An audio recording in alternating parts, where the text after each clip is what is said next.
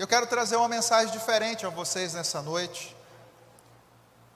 Algo que Deus ministrou diferente na minha vida. Tenho compartilhado com alguns alunos do Centro de Formação Teológica.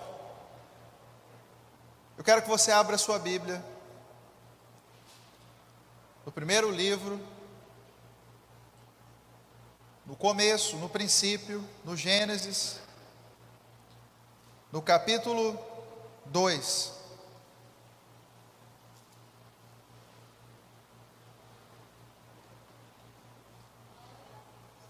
O capítulo 2, versículos 1 a 3.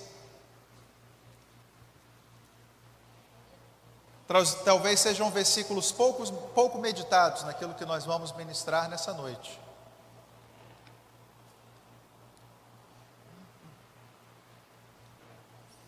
Assim, pois, foram acabados os céus e a terra, e todo o seu exército. E no sétimo dia acabou Deus a obra que fizera, e descansou no sétimo dia de toda a obra que fizera. E abençoou Deus o sétimo dia, e o santificou, porque nele descansou de toda a obra que fizera na criação. Somente até aí. Eu creio que a meditação do que vamos entender nessa palavra vai lhe surpreender sobre o que Deus preparou para nós, o que foi criado para nós e o que está sendo resgatado para a igreja do Senhor. Quando lemos esses versículos são lidos e são corridos por cima, passados por cima por duas questões muito simples. A primeira questão é porque ele está enfocado em Deus. Deus fez toda a sua obra. Deus fez toda a sua criação.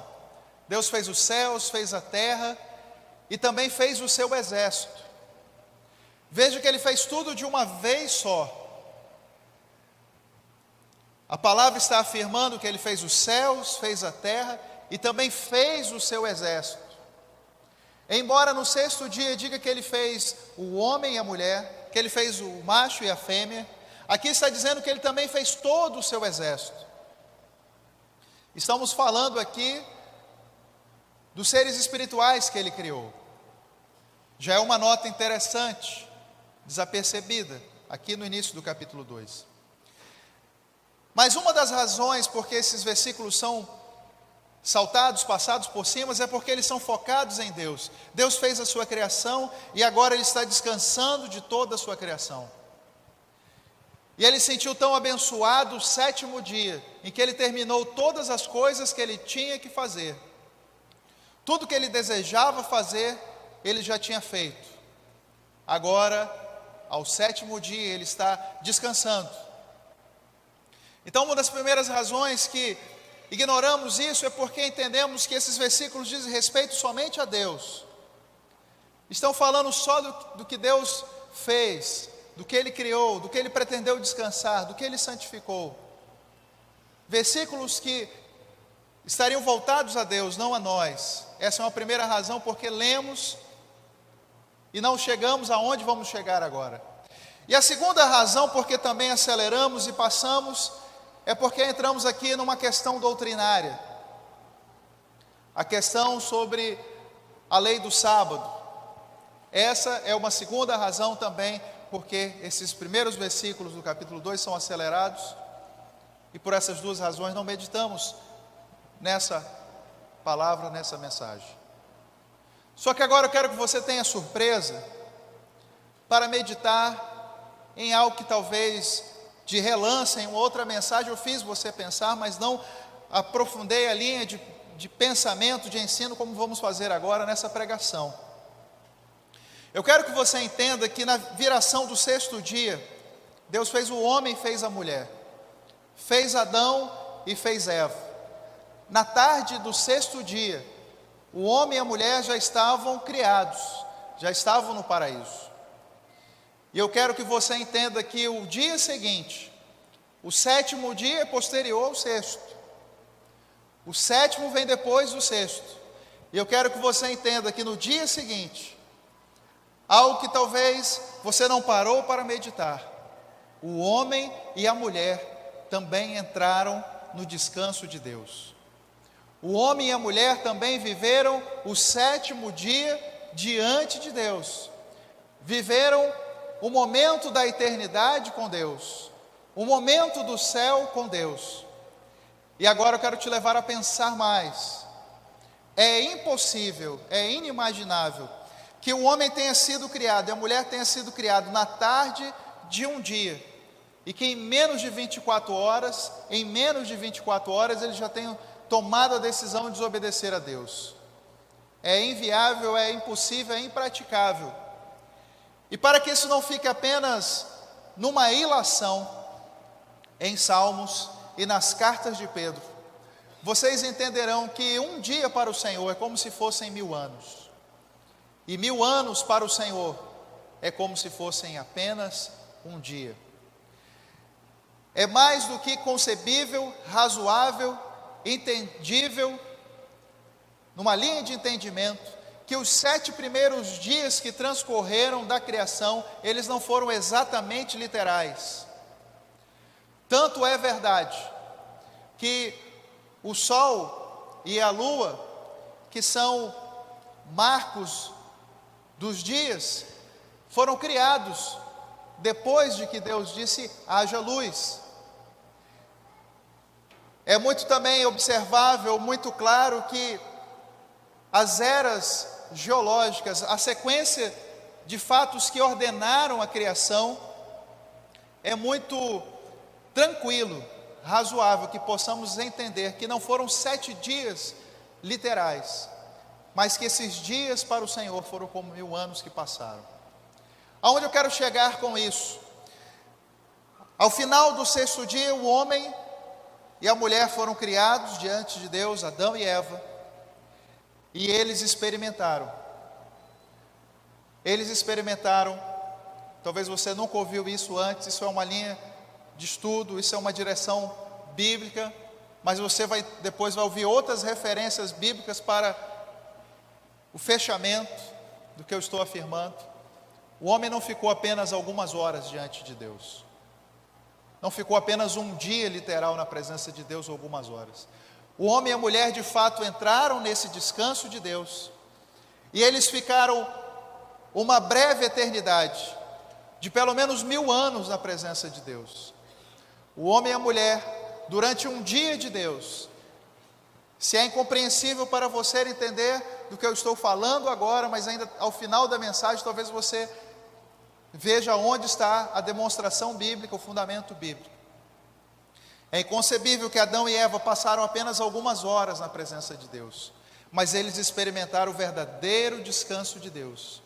Eles experimentaram o que é o paraíso, experimentaram o céu, a paz, não conheciam a morte, não conheciam o pecado, não conheciam corrupção, não sabiam o que era uma derrota, não sabiam o que era a enfermidade. Todas as coisas fluíam numa perfeição maravilhosa. E a palavra diz que na viração dos dias, na viração do dia, e se o homem e a mulher já tiveram na viração do 6º dia, na viração do 7º e dos dias seguintes, foi mais ou menos essa experiência dentro da eternidade do paraíso de Deus. Na viração do dia, eles tinham uma visitação do próprio Senhor, que vinha conversar com eles, que vinha ser amigo deles. Eles viveram aquilo que nós ansiamos, que nós esperamos. Naquele ambiente do paraíso, não havia nenhum sentimento de vazio em Adão e Eva. O único sentimento de vazio que houve por um momento, ainda dentro do 6º dia, foi quando Adão se percebeu só na criação de Deus, como única espécie, e como Deus fez todas as coisas perfeitas. Ainda naquele dia, Deus disse: não é bom que o homem esteja só. E Deus preparou para o homem uma esposa, uma adjuntora idônea. Então lá no paraíso eles não tinham um vazio de uma coisa sequer que lhes faltasse. O plano deles serem frutíferos, de virem filhos, também estava no projeto de Deus, se eles tivessem perseverado na obediência de comer da árvore da vida. Agora eu quero que você perceba o seguinte: embora nós perdemos o paraíso inicial, o paraíso original, o Éden de Deus, embora tenhamos perdido o Éden de Deus, embora ficou para trás os capítulos 1 e 2 de Gênesis, quando você lê os dois últimos capítulos da Bíblia, Apocalipse capítulo 21 e Apocalipse capítulo 22, você vai começar a ler uma reescrita de Gênesis capítulo 1 e capítulo 2. No início Deus fez um céu e uma terra que não existia. No final nós vamos ver um novo céu e uma nova terra. No início Deus colocou neste paraíso um homem e uma mulher, um esposo e uma esposa. No final da história, Deus vai colocar a Cristo, o seu Filho, como noivo, que vai estar recebendo uma noiva, uma Eva, que somos nós, a igreja do Senhor. Adão no início, Jesus ao final como um segundo Adão. Eva no início, a igreja do Senhor ao final. Eu disse aqui que o homem entrou no descanso de Deus no 7º dia. E eu disse que esse dia foi de cerca de 1000 anos, conforme Salmos e conforme Pedro. Agora você vai para o final da Bíblia. Antes do novo homem Jesus, da nova mulher, a igreja, entrar no novo céu e a nova terra, o resgate do que perdemos no início. Quando você agora vem para Apocalipse 20, você tem a surpresa, que antes dessas coisas acontecerem, Cristo vai estar na terra para reinar durante quanto tempo? Durante 1000 anos. Adão e Eva caminharam, entraram no descanso de Deus no 7º dia, que poderá ser cerca de 1000 anos. Antes de entrarmos no novo céu e na nova terra com Cristo, Cristo vai estar na terra, sendo o rei de toda a terra, presidente de toda a terra, governando a terra, num período de cerca de 1000 anos. Se você acha que isso é uma jesuicidência, eu posso continuar te provocando e mostrando outras coisas interessantes. Depois dessas coisas, Deus procurou alguém que fosse fiel a Ele, que fosse amigo dele. E Deus resolveu, como um plano, arrebatar, dar um escape do dilúvio que viria a Enoque. Da mesma forma, existe uma promessa de escape e arrebatamento para aqueles que são achados fiéis diante de Deus. Nós temos o dilúvio em Gênesis como uma grande tribulação, um grande fato, tragédia, que dizimou toda a humanidade. Escaparam apenas 8 pessoas, antes que venha o reino milenar de Cristo. As profecias de Jesus aos evangelistas, a palavra revelada, a revelação em Apocalipse é muito clara que essa humanidade, antes que Jesus volte e venha pôr em ordem todas as coisas, vai passar uma tribulação da qual jamais também experimentou. Nós estamos agora então entre o que perdemos, o céu que perdemos, e estamos agora entre o céu que nós esperamos, que nós desejamos, a eternidade que perdemos, que queremos recuperar, a amizade com o Senhor que na viração do dia tínhamos e vamos recuperar adiante com Cristo. Mas e como ficamos agora? Enquanto estamos no meio da história, como ficamos agora se não estamos mais no Éden de Deus? E se há um caminho distante, adiante da jornada da nossa fé, para chegarmos à eternidade de Deus. Ainda aqui no que lemos, a palavra diz que Deus diz que santificou aquele dia, porque aquele dia foi o dia do descanso. Deus descansou de toda a sua obra. E a afirmação que nada aconteceu com o homem e a mulher naquele dia, é que se o homem e a mulher tivessem pecado naquele dia, Deus já estaria trabalhando novamente naquele dia. Aquele dia foi um dia de descanso, um dia de paz. Um dia em que o homem e a mulher também experimentaram do descanso de Deus. O descanso não foi o fato de ele ser o 7º dia. O descanso foi o fato de Deus estar no controle e na paz e no descanso naquele momento com o homem e a mulher. Quando chegamos agora em Mateus 11, 28 e 29, Jesus diz: vinde a mim, todos vocês que estão cansados, sobrecarregados e oprimidos, porque vocês vão encontrar o verdadeiro descanso para as vossas almas em mim. Jesus está dizendo: vocês perderam o descanso. Depois que vocês saíram do paraíso, vocês não têm mais descanso, não têm mais paz. Depois que vocês saíram do paraíso, vocês projetam um descanso, uma paz, uma felicidade no casamento, nos filhos, nos bens materiais, na saúde, em prosperidades, em projetos diversos, mas vocês nunca encontram a verdadeira paz e o descanso para vossas almas. E Jesus diz: o verdadeiro descanso, o verdadeiro céu, vocês vão entrar na eternidade ainda em vidas, se vocês que estão cansados, sobrecarregados, oprimidos, vazios, vocês crerem, procurarem em mim o verdadeiro descanso para as vossas almas. E é interessante quando Jesus fala isso em Mateus 11, 28 e 29, que quando entramos em Mateus 12, após Jesus anunciar que Ele é o verdadeiro descanso, que Ele agora é o descanso que nós perdemos do paraíso, que Ele é o descanso que ainda nós não entramos ao futuro, na eternidade, logo em seguida, em Mateus capítulo 12, os fariseus observam que Ele e os seus discípulos estão colhendo as espigas do campo para comer no dia de sábado.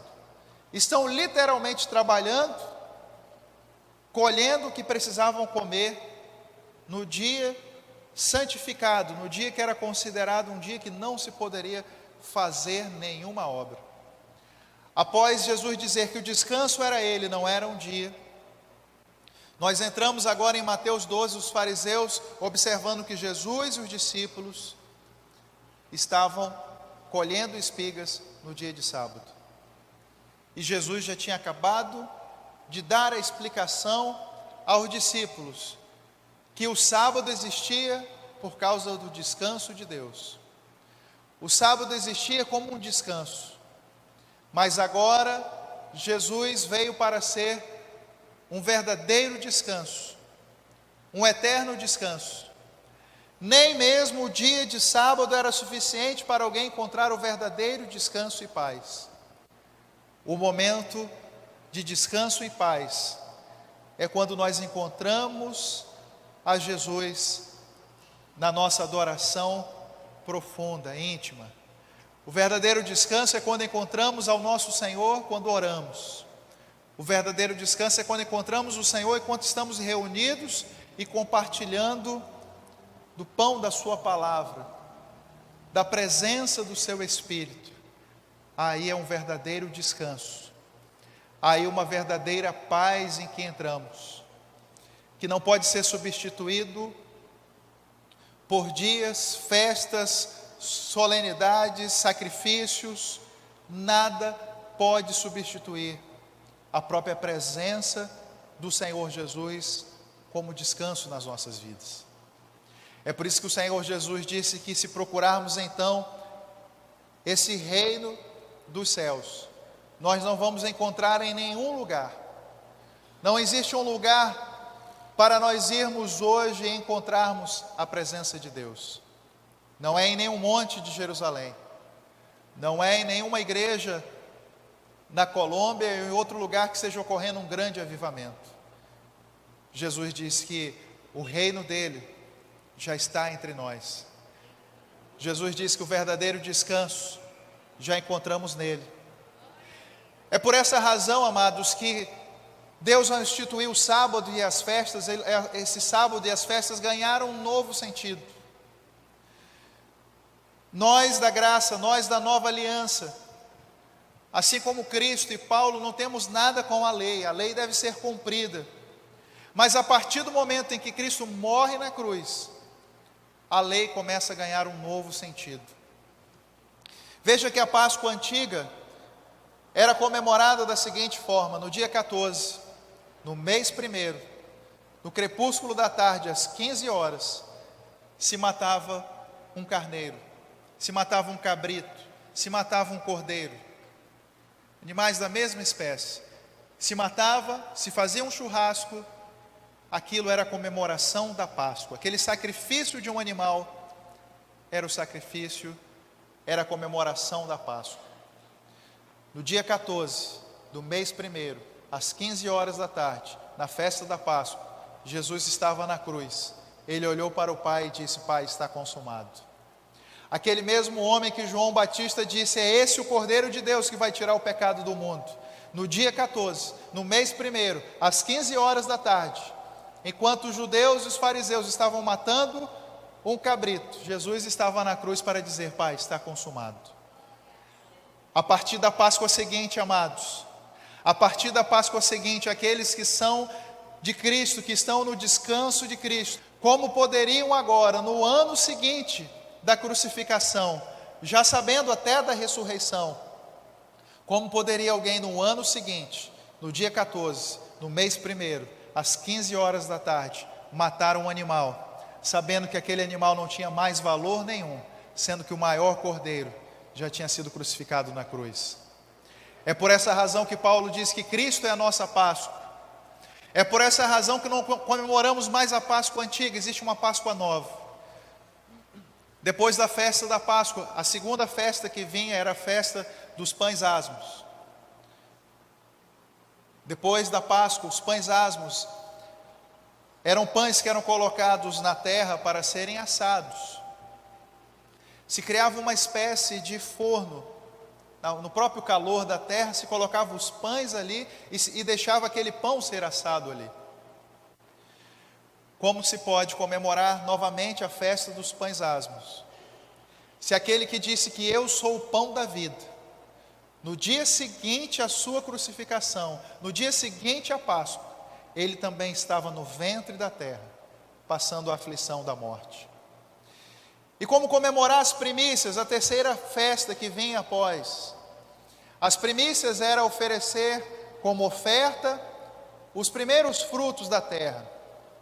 O que se recolhia da plantação, o primeiro dia do domingo, do trabalho de 30 dias, se recolhia para oferecer ao Senhor como oferta. Se entregava ao sacerdote como oferta, mas era uma oferta ao Senhor. Mas agora, como entregar essa oferta, se no domingo seguinte à Páscoa, Cristo ressuscitou da terra, e Ele se tornou a maior oferta que Deus recebeu como fruto da terra no domingo. É por isso que Paulo diz que Cristo também é as primícias dos que dormem. 50 dias após a festa das primícias, o povo subia ao monte para a festa de Pentecostes, para receber um derramamento de poder. Como comemorar da mesma forma, subindo ao monte, tocando trombeta, para ver a manifestação do poder de Deus? Se 50 dias após a Páscoa, quando os discípulos estavam orando, desceram sobre eles línguas como que de fogo, e eles receberam o Espírito Santo na festa de Pentecostes. Percebemos então que coisas novas vão sobrepondo as coisas velhas da antiga lei. Vemos que o descanso anterior, que era num dia, passa a ser numa pessoa. Vemos que, embora saímos da eternidade de Deus e do descanso de Deus, e que isso vai ser reconstruído no futuro, podemos hoje, agora, entrar no descanso de Deus, através de Cristo Jesus. Mas é somente através dele da fé nele, crendo nele, adorando a ele, vivendo nele, clamando por ele. Não há mais nenhum outro tipo de liturgia, festa, dia, nada que possamos fazer, amuleto, superstição, campanhas, propósitos para alcançar esse verdadeiro descanso. E se fugirmos da sua presença, leia novamente o livro de Eclesiastes e veja o que Salomão conseguiu longe da presença de Deus. Ele foi o homem mais poderoso da terra, o rei mais expressivo, teve quantas mulheres desejou, teve as riquezas que desejou possuir, construiu jardins e palácios que desejou construir. E no livro ele diz: tudo era vazio, tudo era vaidade, tudo era aflição de espírito, nada daquilo me contentava. Depois, mais adiante, Salomão diz que somente ao escrever o livro de Cantares, ele diz que foi somente em uma mulher que ele encontrou, mas já reconciliado com Deus, que ele encontrou uma mulher que ele de fato amasse e ele encontrasse o propósito, ser encaixado no projeto de Deus para a sua vida emocional. Mas afora isso, em Eclesiastes, Salomão diz que apenas duas coisas são de valia: viver os seus dias com a mulher ou o homem da sua mocidade e comer do fruto do trabalho que você exerceu. Excepcionando essas duas coisas, todas as demais coisas, se elas forem buscadas sem a primazia que é Cristo em nossas vidas, elas serão vazios e elas serão vaidades. É por essa razão que no coração de muitos homens e mulheres, de muitas famílias, de muitos homens e mulheres poderosos, existe um vazio que só a presença de Deus pode ocupar. É por isso que mesmo aquele mais religioso, que guarda dias, guarda festas, que faz sacrifícios, seja de que ordem seja, embora da década de 90 para cá surgiu a heresia de que o sacrifício é financeiro. Antes da década de 90 existia sacrifícios corporais, de esforço, de sacrifício humano para se alcançar a Deus. Mesmo esses religiosos que fazem sacrifícios que não estão de acordo com a vontade de Deus, pois o único sacrifício que Deus pode aceitar é um coração quebrantado e contrito, da qual jamais Ele pode desprezar.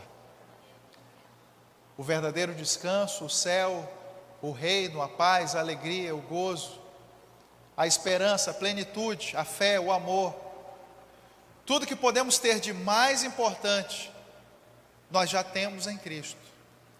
Nós temos que permanecer nele. Se estamos nele, temos que permanecer nele, e vamos experimentar desse verdadeiro descanso para as nossas almas. Mas se nos distanciamos um pouco, se nos afastamos um pouco, se esfriamos um pouco, ou se não conhecemos, ou se estamos longe, é apenas uma coisa que devemos pedir ao Senhor. Davi, ele sempre teve como um propósito em toda a sua vida, diferente do seu filho Salomão, Davi sempre teve apenas um pedido ao Senhor, apenas um propósito ao Senhor. Ele disse: apenas uma coisa eu vou pedir e vou querer, era estar na presença, na casa do Senhor, todos os dias da minha vida. Sabe por que Davi tinha isso no coração dele? E sabe por que temos isso no nosso coração? E qualquer homem ou mulher da raça humana vai ter isso no seu coração. Porque nós fomos criados para estar no céu, fomos criados para estar no Éden, nós fomos criados para estar no descanso de Deus, para estarmos ainda no sétimo dia. Nós saímos de lá, nós caímos de lá, nós temos uma promessa de resgate, nós temos uma promessa de redenção, mas isso não é para agora. Isso não é para agora enquanto nós estamos vivos. Enquanto nós estamos vivos, Nós só vamos experimentar um pedaço do céu, só vamos experimentar um pedaço do reino de Deus, se quisermos e buscarmos a presença de Cristo, a presença do Senhor em nossas vidas. É por essa razão que muitas pessoas focam errado. A primazia não é o Senhor, a primazia não é a presença do Espírito Santo, a primazia não é Cristo. Muitas pessoas focam exageradamente na sua vida pessoal, na sua vida financeira, na sua vida conjugal, nos seus filhos, em projetos, em sonhos, em estudos, em várias invenções, em várias ambições, em projetos de diversas ordens. E é uma obsessão, o que está por trás dessa obsessão, que é a conquista daquele objetivo. É que a conquista daquele objetivo torne aquela pessoa, que aquela pessoa consiga alcançar um pedaço do céu. Uma vez eu, ouvindo uma pessoa que estava dizendo: eu quero me separar, eu quero casar novamente com outra pessoa. E quando eu fiz a pergunta: por que você quer fazer isso? Você sabe que isso não está de acordo com a vontade de Deus? E aquela pessoa disse: eu quero fazer porque se eu encontrar uma pessoa exatamente como eu imagino que possa existir, eu creio que a minha casa vai ser um pedaço do céu. Quando alguém diz que pretende conquistar um determinado objetivo pessoal, profissional, ou seja, de que ordem for, ele acredita que ele vai experimentar um momento de sucesso, de conquista, e que aquilo vai ser um momento, um pedaço do céu. Agora imagine quando você entender que você já tem um pedaço do céu dentro de você. Imagina quando você entender que você é filho de Deus, que você é filha de Deus. Você não é mais apenas criação ou criatura de Deus. Cristo na cruz te reconciliou com Deus, para resgatar o seu direito à eternidade, o seu direito ao Éden, o seu direito ao paraíso. Desde agora, você já é filho e você já é filha de Deus. Você está sujeito a passar por aflições, você vai ter muitos altos e baixos, você vai ter muitas decepções, você vai ter derrotas, mas você tem alguém que milita juntamente com você, alguém que vai fazer você dizer que você sabe passar a bonança, você sabe passar também aflições, mas é por essas coisas, de você conseguir vencer até mesmo as suas adversidades, que você vai poder então dizer que pode todas as coisas naquele que te fortalece. Porque um pedaço do céu está com você, porque um pedaço do descanso está com você, porque você é filho de Deus, porque você é filha de Deus. Você perdeu o paraíso, mas ele já te foi devolvido. É para lá que você está indo. O teu foco é para lá, não é para outro. E se você buscar o Senhor com o teu coração e o reino em primeiro lugar, todas as demais coisas te serão acrescentadas. As demais coisas são secundárias. As demais coisas não são tão importantes quanto a primeira coisa. A razão porque Deus disse: Davi é um homem segundo o meu coração. Isso traz escândalos até hoje. Não é porque Deus olhou para Davi e viu os seus erros, ouviu os seus acertos. É porque Deus olhou para Davi e viu que Davi queria apenas uma coisa. Como ele disse, apenas uma coisa pedia ao Senhor. Então foi por isso que Deus disse: esse é um homem segundo o meu coração, ele só quer uma coisa. Tanto que quando ele foi posto à prova, mesmo no seu pecado e no seu erro, e o profeta foi até ele para confrontar o seu pecado, imediatamente naquele momento ele rasgou as suas vestes e disse: Senhor, eu reconheço a minha falta, eu reconheço o meu erro. E quando Davi vai orar no Salmo 51, ele está repetindo aquilo que ele queria. Ele diz: Senhor, o que eu quero é que tu não afastes de mim o teu Santo Espírito, é que tu não retires de mim a alegria da salvação. Mais uma vez ele está dizendo que é importante para ele o que ele pediu ao Senhor. Amados, e Deus via, vou lhe dar um bônus nessa pregação, algo que me impactou, que Deus viu em Davi, porque Deus o perdoou. Por mais que isso te escandalize, foi a forma como Deus viu. Quando Deus viu o que Davi cometeu, o adultério que ele cometeu, o assassinato que ele cometeu, Deus já vinha observando há muito tempo o pecado de Davi. A Bíblia não esconde os erros dos homens da Bíblia, dos homens e mulheres da Bíblia.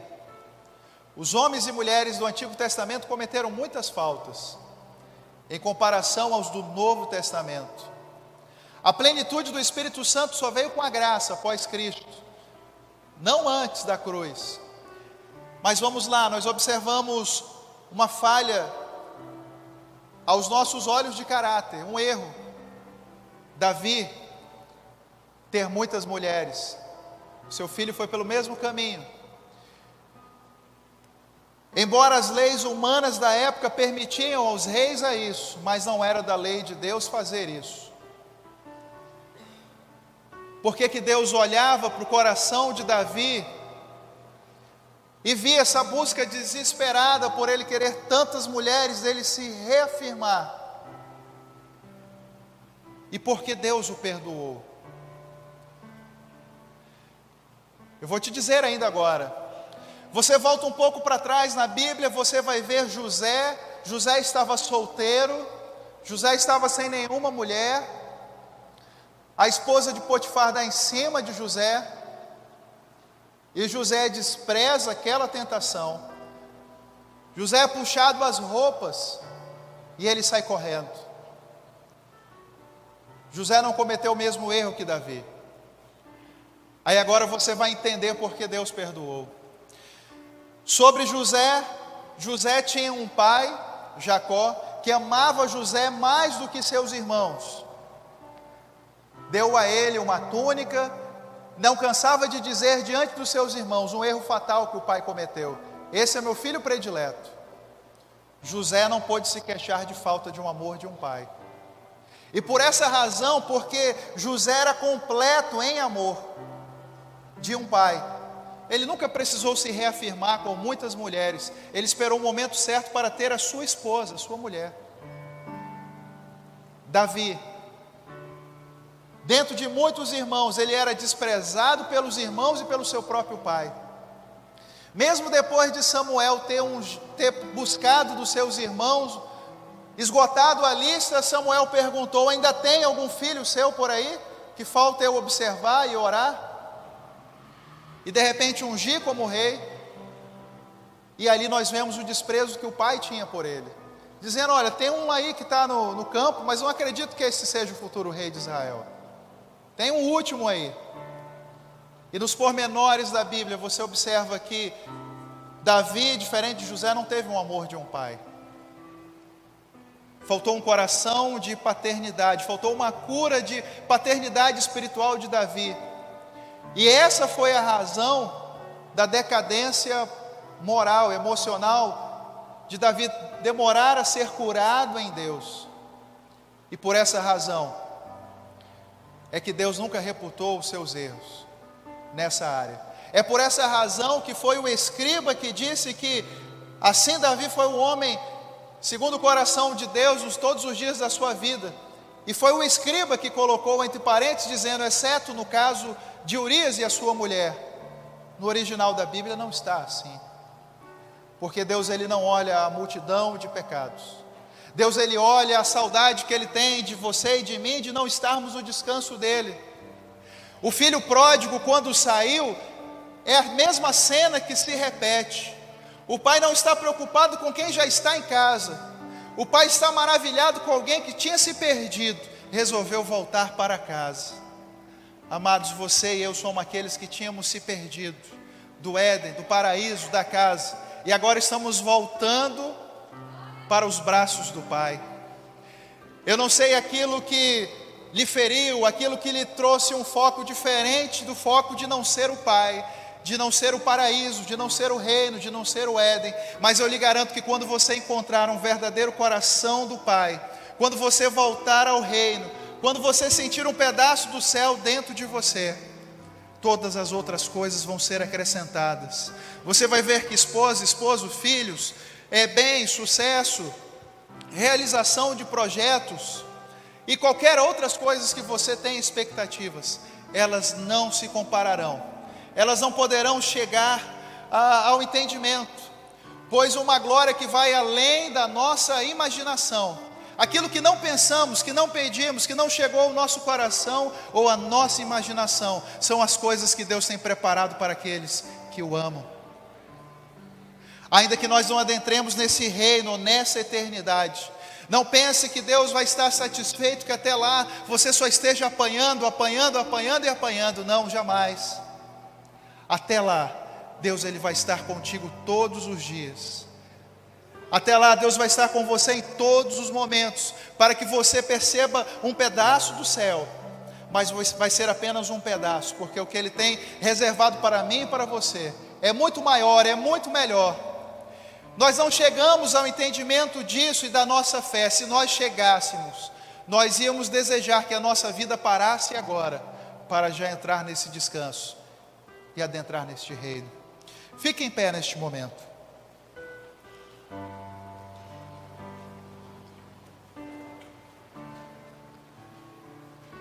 A única razão que possa existir de você não estar em plenitude de paz, de alegria, de perspectiva de coisas boas, a única razão que você possa estar mal, desanimado, desesperançado, se sentindo derrotado, ou abatido com alguma coisa, é porque o reino não estava ou não está com uma primazia.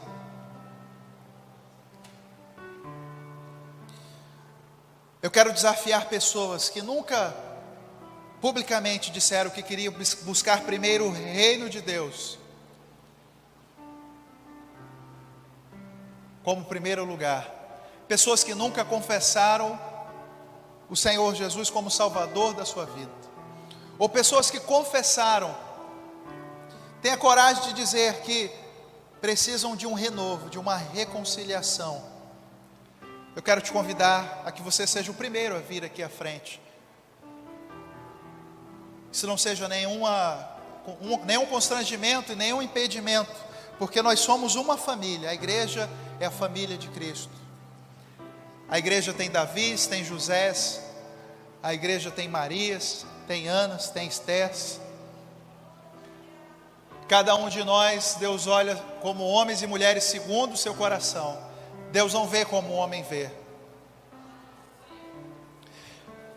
Quero convidar também pessoas que têm feridas emocionais, feridas na paternidade ou maternidade, feridas na sua casa, conjugais, decepções, e querem ser curados ou curadas nessa noite.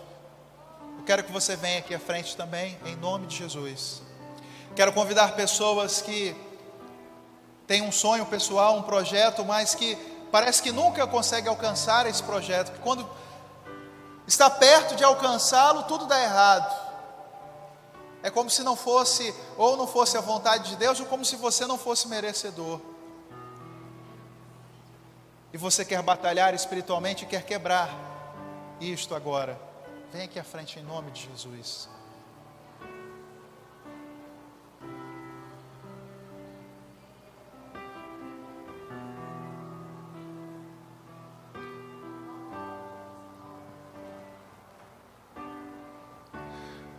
Você é filho de Deus, você é filho de Deus. Na casa do Pai, a sua morada já está reservada.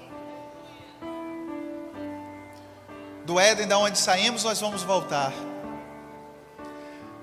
A Eva que caiu é a igreja que será restaurada. O Adão que desapareceu é Jesus, o novo Adão que retornará. O descanso do 7º dia ou dos 1000 anos naquele dia serão os 1000 anos vindouros do reino de Cristo. As tribulações que passaram atrás no dilúvio virão também à frente. Mas assim como Enoque e Noé escaparam, nós também escaparemos, porque os olhos de Deus sobre nós é que nós buscamos a justiça de Deus, buscamos o seu reino, buscamos a sua redenção. Pai maravilhoso, Senhor, lhe apresento agora esses dois homens, esses dois jovens que estão aqui à frente. Confirma o nome deles no livro da vida, como já estavam. Senhor Deus, e que desde agora se confirme a eternidade nos seus corações. Desde agora se confirme a salvação anunciada, esteja, meu Pai, confirmada pela confissão, pela declaração de fé. Desde agora, ó Pai, e a partir de agora, multiplica o fruto do Teu Espírito Santo, e desde agora, Pai, faz fluir dons do Teu Espírito Santo, que Ele não espera, não está no seu pensamento. Desde agora, salte uma água, uma fonte, que flui para a vida eterna. Assim também, Pai, com o Teu servo agora, um novo óleo, novas vestes, um vinho novo. Senhor Deus, um novo tempo, ó Pai. Senhor Deus, a palavra que o Senhor já colocou em sua boca, o conhecimento, a ciência, a sabedoria, ministério da palavra e do ensino, com mais autoridade nele, a partir dele, a partir de agora. Pai, aqueles que têm alguma ferida emocional,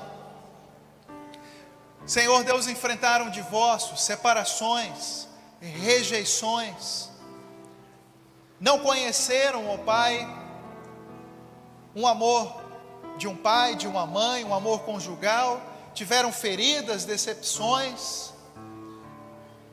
Pai, em nome de Jesus, o verdadeiro amor, o verdadeiro descanso para as nossas almas está em Ti. A partir de agora e agora, em nome de Jesus, essas lembranças não significam nada, por causa da Tua glória, por causa da Tua presença. Apenas uma coisa vamos pedir ao Senhor, e apenas uma coisa vamos querer, é habitar para sempre na Tua casa, é que a Tua glória esteja sempre conosco. Então, Pai, cura, sara feridas, cicatriza, Senhor Deus, e aqueles que têm projetos, sonhos, propósitos, e parece que é inalcançável, parece que é uma barreira, Senhor, em o nome de Jesus, uma unção, um dom de fé, Senhor Deus, para crer em coisas sobrenaturais, e para declarar coisas sobrenaturais, esteja sobre os Teus filhos e sobre as Tuas filhas, para que em nome de Jesus, eles não se conformem, não aceitem esse impedimento, esse obstáculo e essa barreira, Senhor, porque são Teus filhos, são Tuas filhas. Eu declaro que em nome de Jesus, toda casta do mal irá cair, todo impedimento, toda inveja, toda malícia, toda palavra maldita, Senhor Deus, em nome de Jesus, nenhuma dessas coisas irá prosperar sobre os Teus filhos e sobre as Suas filhas que aqui estão. Todos dessa igreja que querem a glória de Deus, querem a presença de Deus, o mover de Deus em suas vidas, vocês são convidados a vir aqui à frente também, para começarmos a orar e a louvar ao Senhor.